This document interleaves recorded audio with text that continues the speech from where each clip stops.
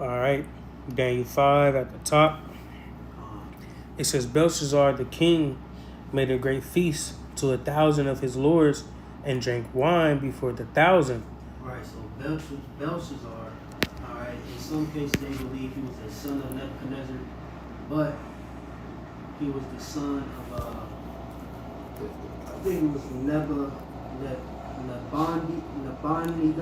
Nabonidus.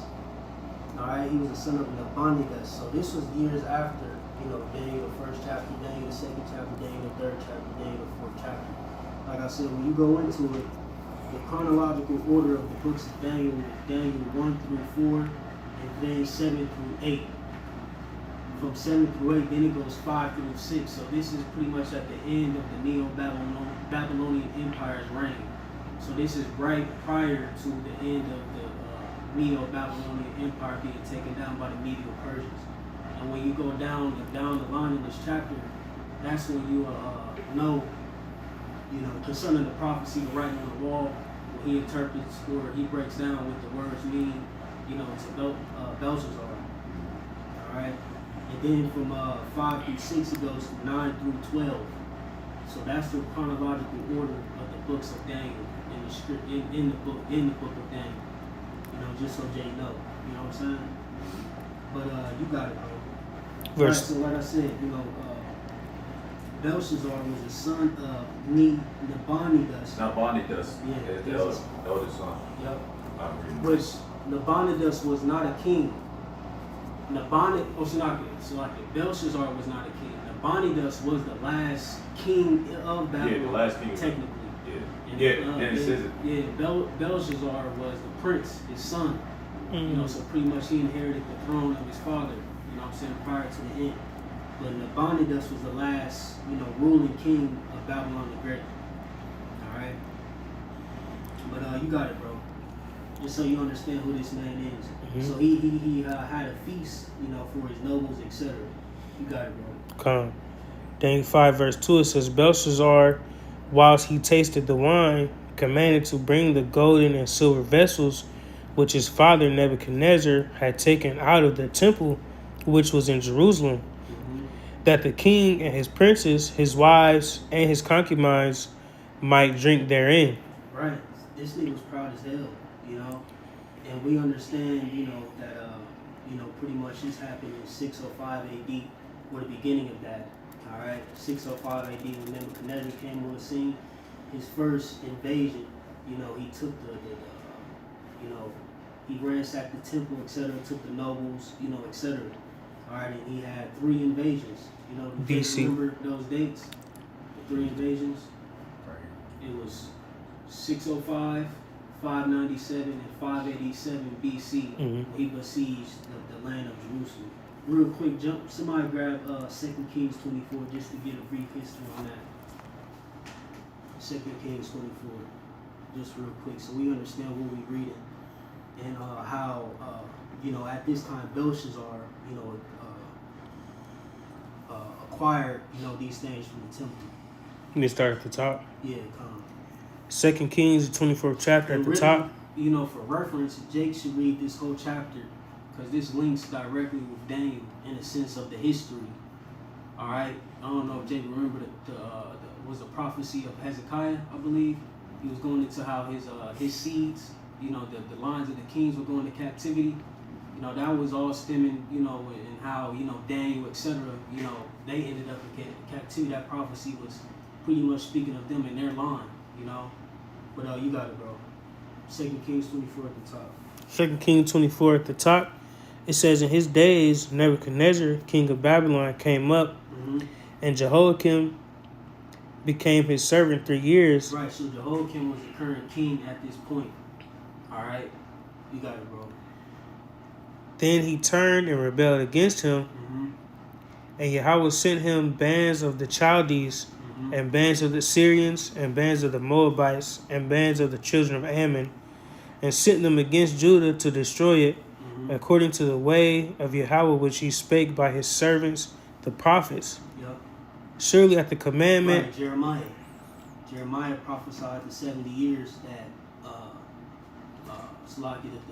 Jerusalem was going to captivity. You got it, bro. It says, surely at the commandment of Yahweh came this Right, and upon. real quick, Salakia, now I'm taking the spirit. Because diving into that just briefly, that's where we get the letter of Jeremiah from. So if a Christian ever comes up to you and asks, or tries to say that the Apocrypha is not canon, ask them what inspired Daniel 1, Daniel 2, Daniel 3.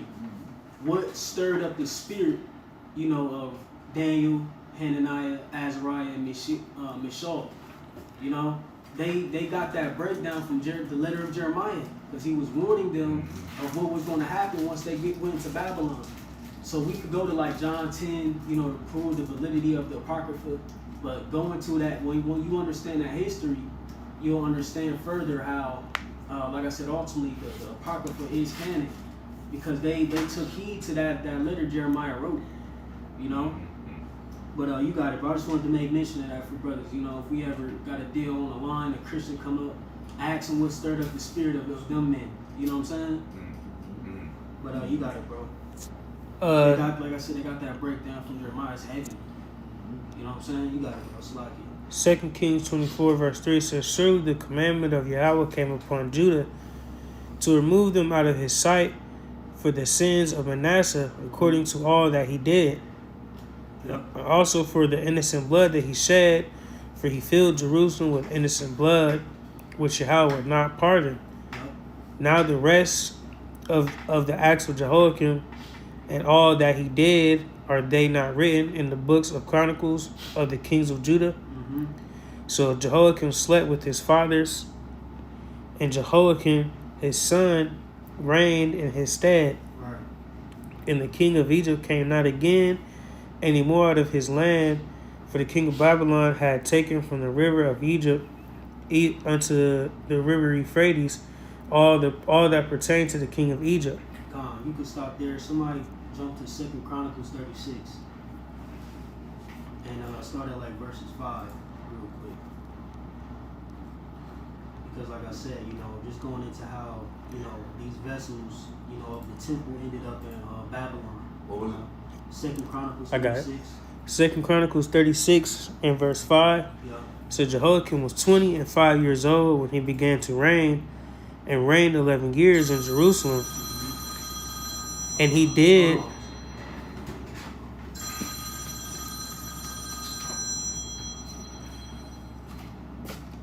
Yeah.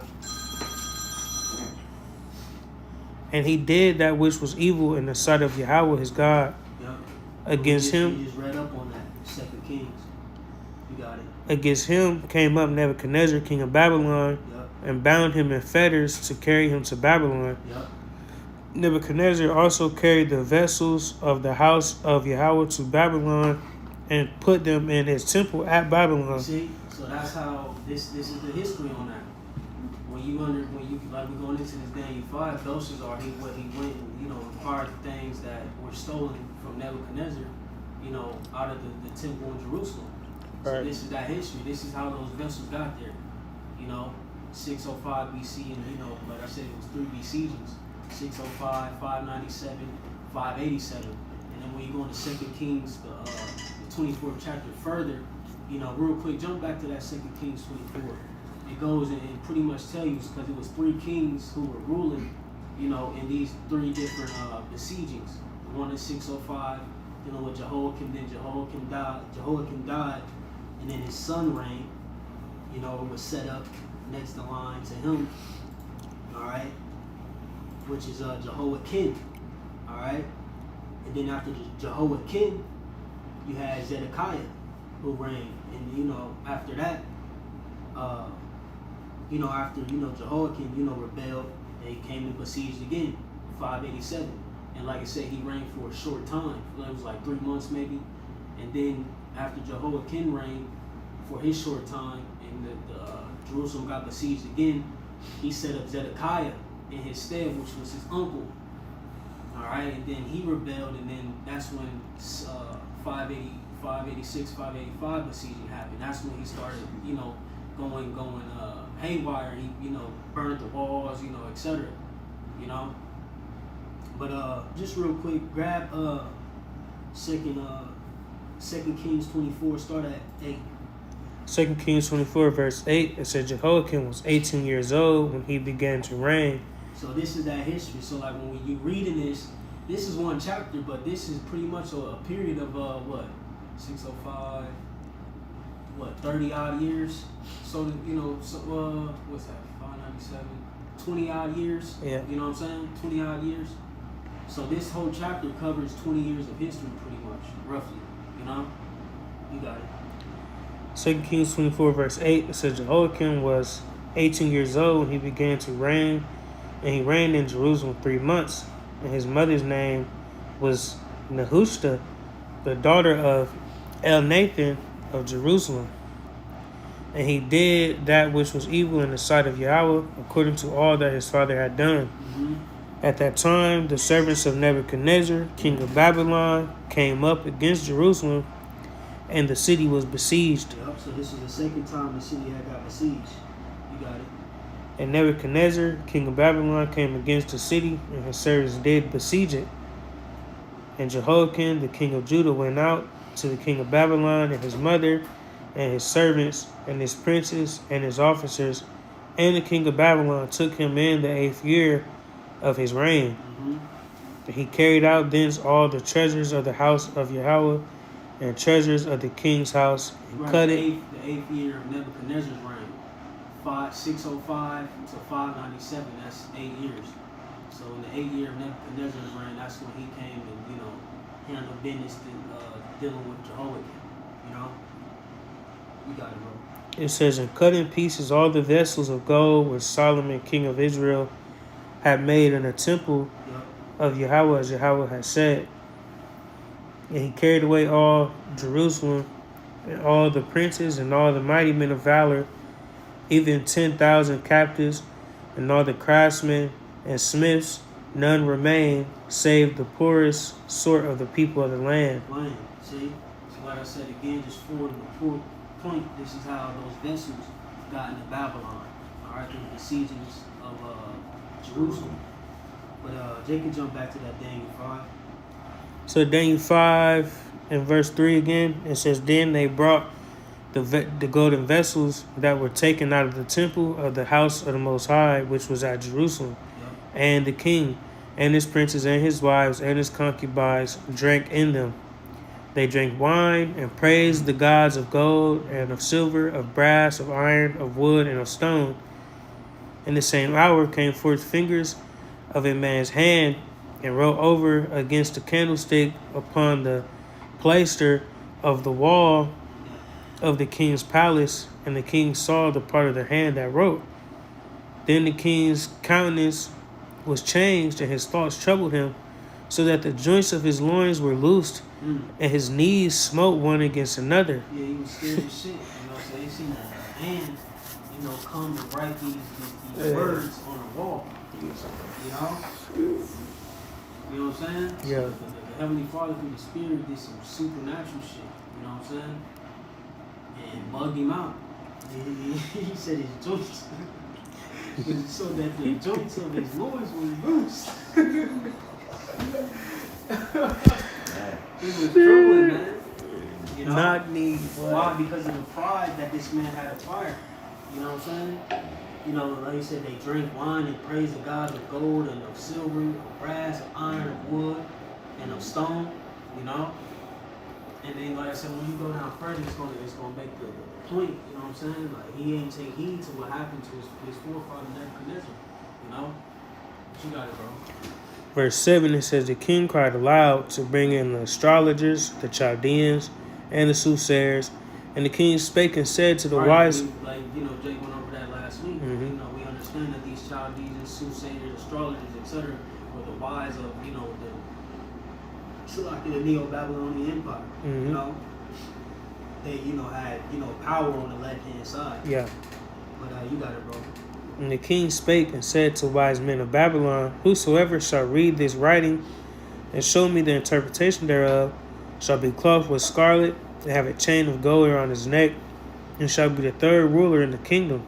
Right. So, again, he's acquiring, for one answer, concerning this matter. Lord, Yep. once again, it's a recurring thing. Once again, showed Himself through the Spirit, and had, put fear into the powers that be at this time, and now they're acquiring, their left hand energy, etc. But you got it, bro. It says, verse 8, Then came in all the king's wise men, but they could not read the writing, nor make known to the interpretation thereof. Yep. Then was King Belshazzar greatly troubled, and his countenance was changed in him, and his lords were astonished. Now the queen, by reason of the words of the king and his lords, came into the banquet house, and the queen spake and said, O king, live forever, let not thy thoughts trouble thee, nor let thy countenance be changed. There is a man in thy kingdom, on whom is the spirit of the holy gods, and in the days of thy father light and understanding and wisdom. Like the wisdom of the gods was found in him, whom the king Nebuchadnezzar, thy father, the king, I say, thy father, made master of the magicians, astrologers, Chaldeans, and soothsayers. For as much as an excellent spirit and knowledge and understanding, interpreting of dreams and showing of hard sentences, and dissolving of doubts, were found in the same Daniel. Right, so she put him on game. She understood the history concerning Daniel, how he was able to break down dreams, Yeah. etc. for the kings and rulers before his time. And it's like I'm trying to look at the mother's name. I think it's like Nicholas or something like that. Jake, confirm for you real quick. The mother's name, the queen at this time.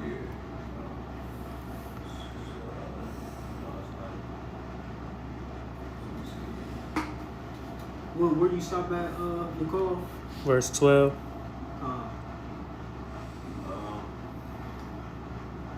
No. Pretty much the queen was his mother. Hold on. Yeah, it's the mother. Yeah. Nitro Chris. That was the mother's name. All right. But you got it, bro. Finishing on verse 12, it says, whom the king named Belshazzar, now let Daniel be called, and he will show the interpretation. Right, so like I said, she put him on game, all this man, she gave, pretty much gave him his resume, concerning his time and his captivity that he served in Babylon the Great. All right, you got it. And they reading the name actually respected the queen respected Daniel. Yeah. So she called him by his actual name, his Hebrew name. You got it, bro. Verse 13, it says, Then Daniel was brought in before the king, and the king spake and said unto Daniel, Art thou Daniel, which art of the children of the captivity of Judah, whom the king my father brought out of Jewry?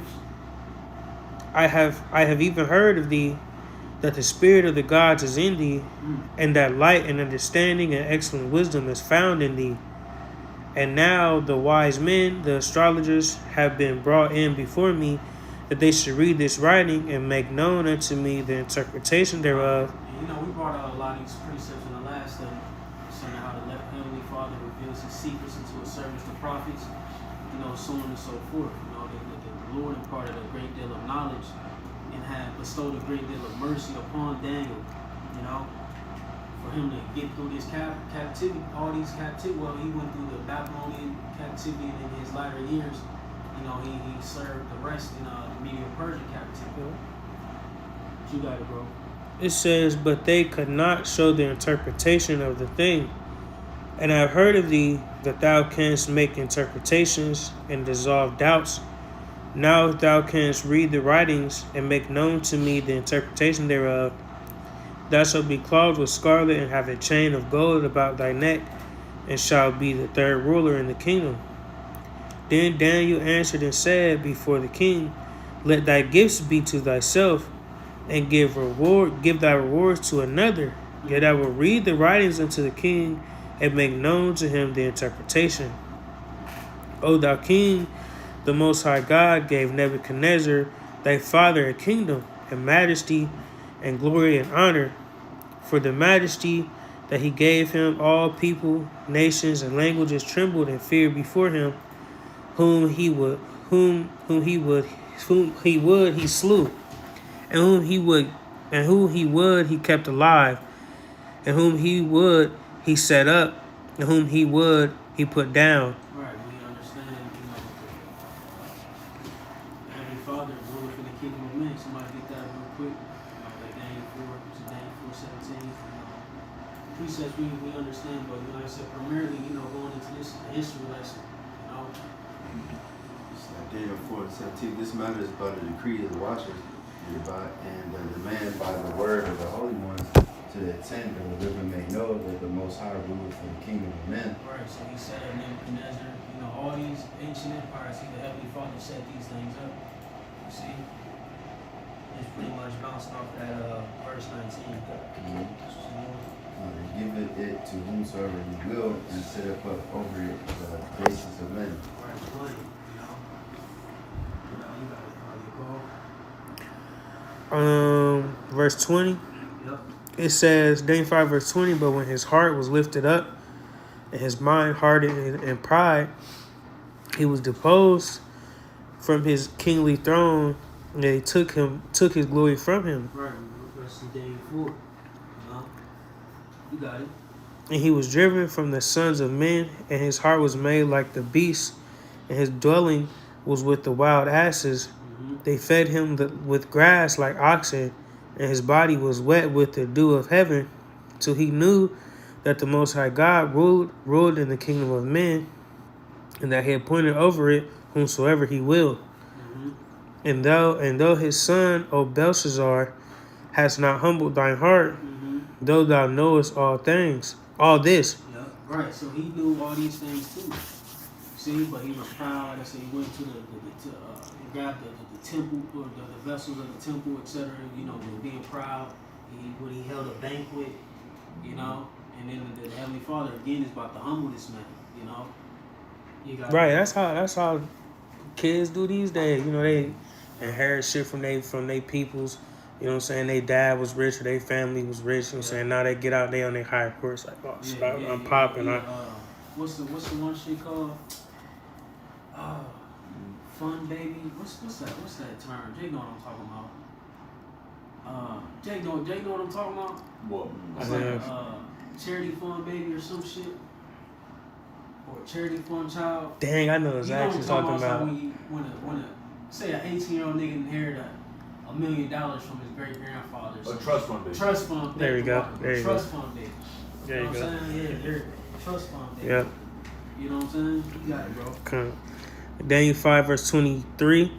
It says, but hast lifted up thyself against the Lord of heaven, and they have brought the vessels of his house before thee, and thou and thy lords, thy wives and thy concubines have drunk wine in them. Right. So the gold cups, the things that pertain to the temple, you know what I'm saying? They took them things and was drinking out of them. Man, bro. Just imagine that. The things dedicated to the Heavenly Father, they taking them and, drinking and praising other gods with them. You know what I'm saying? Lord was pissed off. You got it. It says, and thou hast praised the gods of silver and gold, of brass, iron, wood, and stone, which see not, nor hear, nor know, and the God in whose hand thy breath is, and whose are all thy ways, hast thou not glorified. Right. We understand what the Heavenly Father, the Spirit, He created all these nations. Life and death, is in His hand. Deuteronomy 32. All right, 39. You know what I'm saying? 2 Samuel 6, I believe, or 1 Samuel 6. All right. Okay, I got a precept for that. Job 12 and 10. In whose hand is the soul of every living thing, and the breath of all mankind. Just a precept to that. He said, your breath is in the Lord's hand. That's cold, man. Yeah. That was it. Water. You got it, bro. Daniel 5 and verse 24 says, then was part of the hand sent from him, and this writing was written. And this is the writing that was written. Mean, tekel, a farson. Tekel, a farson. And it's gonna break itself down. You got it, bro. Come. This is the interpretation of the thing. Mean God have numbered thy kingdom and finished it. Right. So the days of this kingdom was numbered. I'm reading like the Enduring Word joint. You know what? The commentary of Daniel 5. So If you got a point, yeah, bring it. no, up. I was gonna help read out the interpretation. I know it's gonna break it down, kind of, but Yeah. I Okay. said let Jay just finish through. Oh, yeah, my fault. Make a point. You got it, bro. It says, verse 27, Tekel, thou art weighed in the balances and art found wanting. Yep. Perez, thy kingdom is divided and given to the Medes and the Persians. Playing. yeah. You know, so that's the premise of this chapter.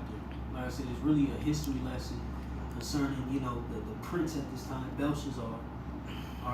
Belshazzar, all right? Belshazzar, not Belshazzar. That's Daniel. Mhm. No, Belshazzar. Yeah. All right, and you know how he waxed proud, you know, and the Heavenly Father humbled him, you know, and you know he had the writing on the wall, which you know he sought for the astrologers, the Chaldeans, etc., the soothsayers to interpret. But again, once again, Daniel comes to the scene through the spirit of Yahweh Bashim Shai and delivers this message, you know, well, interprets this message, okay. But you got it, bro. Verse 29, it says, Then commanded Belshazzar, and they clothed Daniel with scarlet and put a chain of gold around his neck and made proclamation concerning him that he should be the third ruler in the kingdom. Right, so you know Daniel jump rank. All right, you see, and just real quick, read down. Just finish out, and then we just get a little history on you know Darius and Cyrus. You know. All right, verse 30, it says, In that night Belshazzar the king of the Chaldeans slain, and Darius the Median took the kingdom, being about 62 years old. Right now it's pretty much around 62? 62. 60, that's 60, right? Yeah. 262. Right, you know, so you know that was pretty much roughly around 538 BC. All right, 538, 539 BC, which ultimately Cyrus the Great succeeded Darius. All right, because you pretty much had you know these two kingdoms that merged together in a sense. You know, you had the Medes who you know, pretty much, how can I say this? Come out of the Babylonian Empire, so to speak. All right, which it says Darius succeeded, you know, of the Medes succeeded. All right, but ultimately, you know, we understand according to what's that Daniel 8, how the Medo-Persians or the Persians, you know, rose, you know, greater. Somebody get that real quick about the goat, had 2 horns, real quick.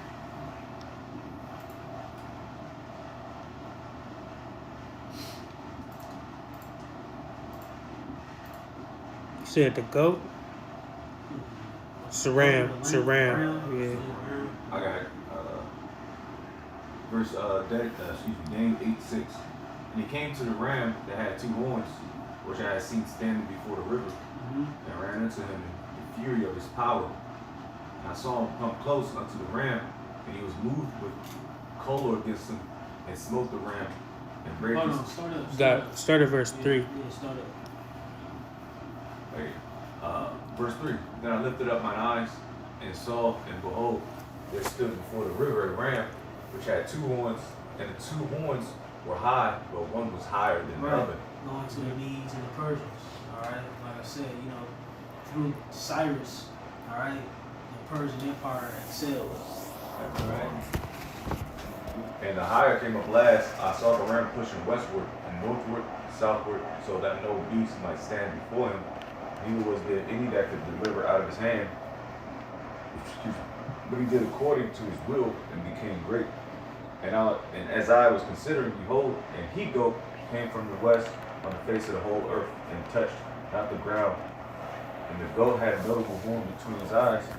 And he came unto the ram that had 2 horns, which I had seen standing before the river, and ran into him in the fury of his power. Yeah, right. Yeah, So yeah. pretty much we understand that's concerning Alexander the Great. All right, in the Grecian Empire that followed after the Medo-Persian Empire. You know. So pretty much that's it, man. Like I said, it's really a history lesson through the spirit. You know what I'm saying? Again, the Heavenly Father taking pride from a man. Alright, in this case, Belshazzar. Alright. And just like I said, tying this in history concerning, you know, how those vessels got to, you know, Babylon. You know, I think that was something good to, you know, tap into so Jake understand what they're reading. You know what I'm saying? And then understand the history behind it. You know, but, you know, like I said, again, dealing with Darius, some sources say that, you know, the Darius, the mean was Cyrus, you know. But we know that Cyrus, you know, ultimately spearheaded, you know, the full conversion of the full taking down of Babylon the Great. You know, we read about Cyrus as well. But was that Ezra 4 or Ezra 1? Yeah, Ezra 1, first chapter. Yeah, Ezra 1. Jacob.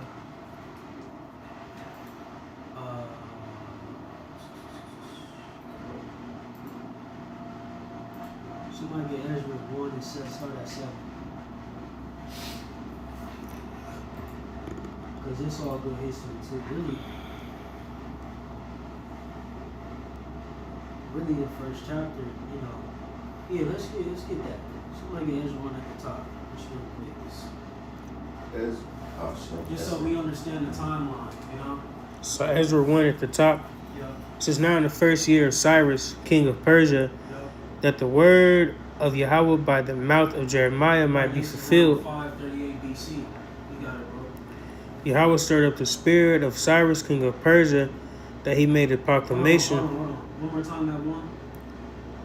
Ezra 1 at the top, it says, now in the first year of Cyrus, king of Persia, Yep. that the word of Yahweh by the mouth of Jeremiah might be fulfilled.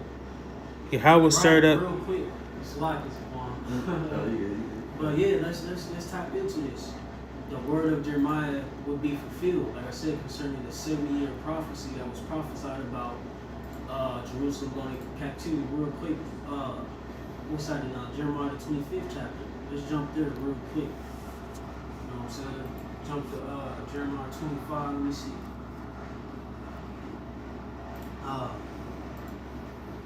Start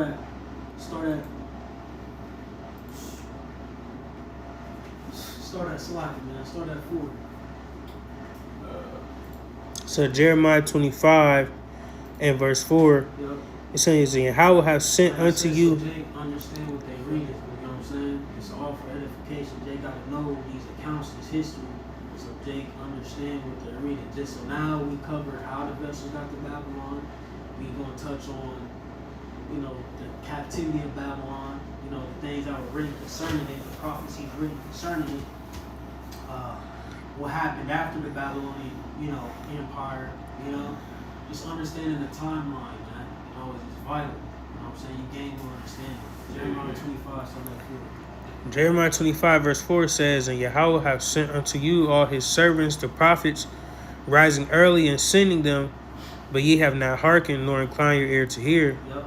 They said, turn ye again now, every one from his evil way, and from the evil of your doings, and dwell in the land that Yahweh hath given unto you and to your fathers forever and ever. Yep. And go not after other gods to serve them and to worship them, and provoke me not to anger with the works of your hands, and I will do you no hurt. Yep. Slack it. So this Jeremiah, you know, just cussing Jake out. You know what I'm saying? Jake being rebellious. You know, and this was the after effects of Jake's rebellion. Go ahead. It says, yet ye have not hearkened unto me, saith Yahweh, that ye might provoke me to anger with the works of your hands to your own hurt. Therefore, thus saith Yahweh. Time on that, bro. This was the cause and effect, man. One more time on that 6. Jeremiah 25 verse 6 says, go not after other gods to serve them and to worship them, and provoke me not to anger with the works of your hands, and I will do you no hurt. Yet ye have not hearkened unto me, saith Yahweh, that ye might provoke me to anger with the works of your hands to your own hurt. To your own hurt, bro. Now look, we in Babylon the Great. Saudi. Through. Saudi is fucked, bro. That man, that's why we telling Jay gotta read, bro. This is heavy, bro. Because we see this literally playing out in real time. You know? We were literally seeing the effects of something that stirred up thousands of years ago. A decision that was made thousands of years ago is still trailing behind us, bro. You know? You got it, bro.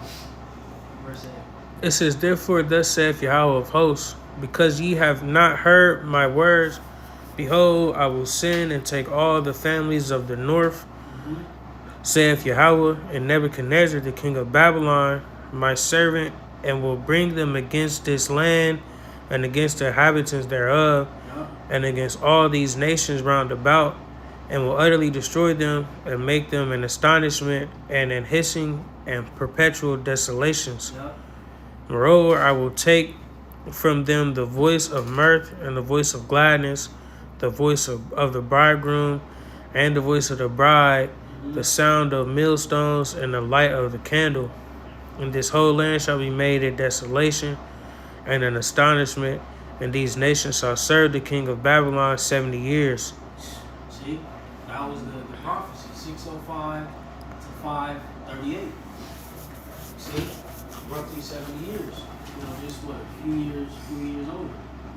You know? See how it all ties in and it links up.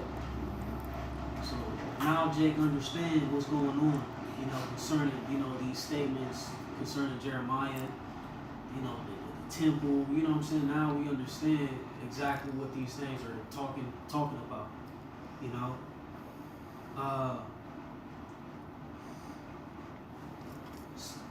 Get 13 and 14. Jeremiah 25:13, it says, "Now we're bringing upon that land all my words, which I have pronounced against it, even all that is written in this book, which Jeremiah hath prophesied against all the nations. Yep. For many nations and great kings shall serve themselves of them also, and I will recompense them according to their deeds and according to the works of their own hands." See, playing. All right. But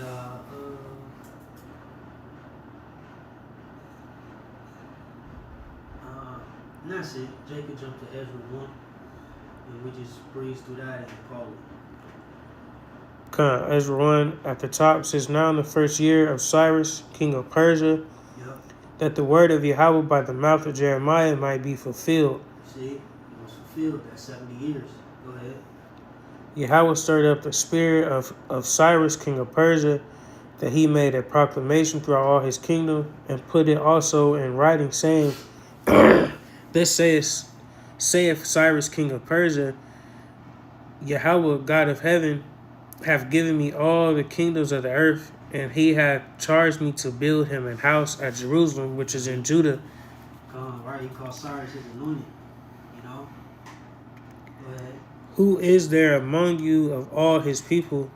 His power be with him, and let him go up to Jerusalem, which is in Judah, and build the house of Yahweh, God of Israel. He is the God which is in Jerusalem." Right, so we understand that the temple was destroyed, desolate, all right? And now this is the rebuilding of the temple. You see?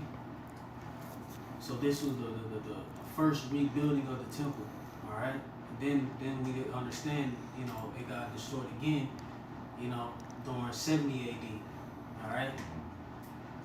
Dealing with, what was that, Ark of Titus. Nero. Yeah, well, yeah, you know. Yeah. Yep. You got it, bro. Verse 4 says, "And whosoever remaineth in any place where he sojourneth, let the men of his place help him with silver and with gold and with goods and with beasts, beside the free will offering for the house of the Most High that is in Jerusalem." Yep. Then rose up the chief of the fathers of Judah and Benjamin, and the priests and the Levites with all them whose spirit the Most High had raised, to go up to build the house of the Lord which is in Jerusalem. And all they that were about them strengthened their hands with vessels of silver, with gold, with goods, and with beasts, and with precious things, beside all that was willingly offered.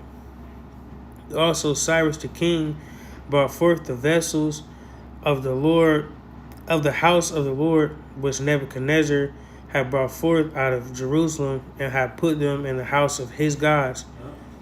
Even those did Cyrus king of Persia bring forth by the hand of Mithridates the treasurer, and numbered them unto Sheshbazzar the prince of Judah. And this is the number of them: 30 chargers of gold, 1,000 chargers of silver, 29 knives, 30 basins of gold, silver basins of a second sort, 410, and other vessels 1,000. All the vessels of gold and of silver were 5,400. All these did Sheshbazzar bring up with them of the captivity that were brought up from Babylon unto Jerusalem. Money. See, grab Ezra 2, the first verse, and then verse 1 and 2, and then that's it. Ezra 2, verse 1, it says, Now these are the children of the province that went up out of the captivity of those which had been carried away, whom Nebuchadnezzar, the king of Babylon, had carried away unto Babylon, and came again unto Jerusalem and Judah, every one into his city, which came with Zerubbabel, Jeshua, Nehemiah, Sariah, Reliah, Mordecai, Bilshan, Mispar, Bigvi, Rehum, Baanah, the number of the men of the people of Israel. Money. See, so now you got books like, Nehemiah being set up, you know what I'm saying? Etc. Those who came from the captivity of, Babylon the Great. We know Zerubbabel, he played a big figure in the rebuilding of the temple, you know? But pretty much that's it, man, through the Spirit, you know? Yeah, real quick. That's a scoff. What was Zerubbabel? Why you say his name Zerubbabel, right? What was his position? He was a king. You sure? No, he was. Hold on. You talking about Ezra's? It was Zerubbabel. He was Nehemiah, right? Yeah. Because he was in charge of help. Well, he came from. Well, Zerubbabel comes from the lines of the kings. Yeah, he's okay. He's somebody's grandson, Jehoiakim's grandson, if I'm not mistaken. You know.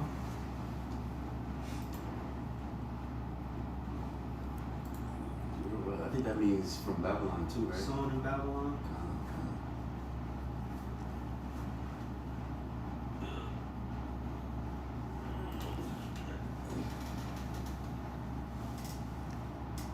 It's like a governor.